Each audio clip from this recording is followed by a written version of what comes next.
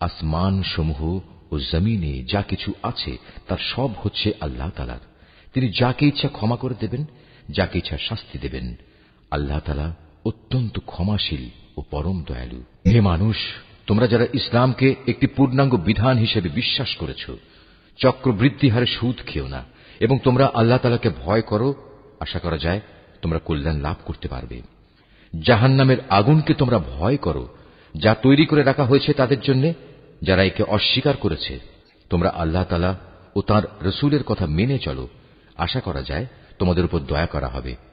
তোমরা তোমাদের মালিকের পক্ষ থেকে ক্ষমা পাওয়ার কাজে প্রতিযোগিতা করো, আর সেই জান্নাতের জন্যও প্রতিযোগিতা করো যার প্রশস্ততা আকাশ ও পৃথিবী সমান।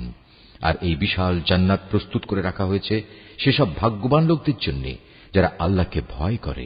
সচ্ছল হোক কিংবা অসচ্ছল, সর্বাবস্থায় যারা আল্লাহর পথে নিজেদের ধন সম্পদ ব্যয় করে, যারা নিজেদের ক্রোধ সংবরণ করে এবং মানুষের অপরাধসমূহ যারা ক্ষমা করে দেয়। আসলে ভালো মানুষদের আল্লাহ তাআলা হামেশাই ভালোবাসেন। ভালো মানুষ হচ্ছে তারা যারা কখনো কোনো অশ্লীল কাজ করে ফেললে কিংবা এর দ্বারা নিজেদের উপর নিজেরা জুলুম করে বসলে সাথে সাথেই আল্লাহকে স্মরণ করে এবং গুনাহের জন্য আল্লাহর ক্ষমা প্রার্থনা করে। কেননা আল্লাহ তাআলা ছাড়া আর কে আছে যে তাদের গুনাহ মাফ করে দিতে পারে? তদুপরি এরা জেনে বুঝে নিজেদের গুনার উপর অটল হয়েও বসে থাকে না। এই সে বৈশিষ্ট্যমণ্ডিত মানুষগুলো, মালিকের পক্ষ থেকে তাদের প্রতিদান হবে আল্লাহ তাআলা তাদের ক্ষমা করে দেবেন, আর তাদের এমন এক জান্নাত দেবেন যার তলদেশ দিয়ে ঝর্ণাধারা বইতে থাকবে। এই জান্নাতে নেককার লোকেরা অনন্তকাল ধরে অবস্থান করবে। সৎ কর্মশীল ব্যক্তিদের জন্য আল্লাহর পক্ষ থেকে কত সুন্দর প্রতিদানের ব্যবস্থা রাখা হয়েছে। তোমাদের আগেও বহু জাতির বহু উদাহরণ ছিল যা এখন অতীত হয়ে গেছে। সুতরাং এদের পরিণতি দেখার জন্য তোমরা পৃথিবীতে ঘুরে বেড়াও এবং দেখো আল্লাহ তাআলা ও তাঁর বিধান মিথ্যা প্রতিপন্নকারীদের পরিণতি কি হয়েছিল।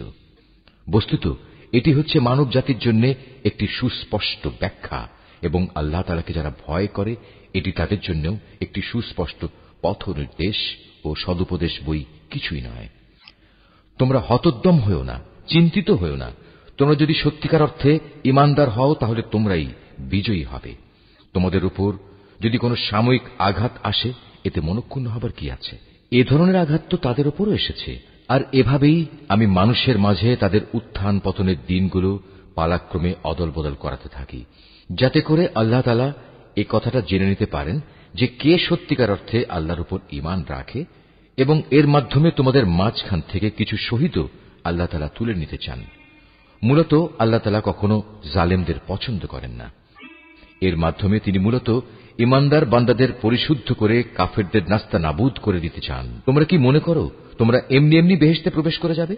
অথচ আল্লাহ তাআলা পরীক্ষার মাধ্যমে একথা জেনে নেবেন না যে কে তাঁর পথে জিহাদ করতে প্রস্তুত হয়েছে এবং কে এ বিপদে কঠোর ধৈর্য ধারণ করতে পেরেছে। তোমরা মৃত্যুর মুখোমুখি হওয়ার আগে থেকেই তা কামনা করছিলে, আর এখন তো দেখতে পাচ্ছ তোমরা নিজেদের চর্ম চোখে। মুহাম্মদ একজন রাসূল ছাড়া অতিরিক্ত কিছুই নয়। তার আগেও বহু রাসূল গত হয়ে গেছে।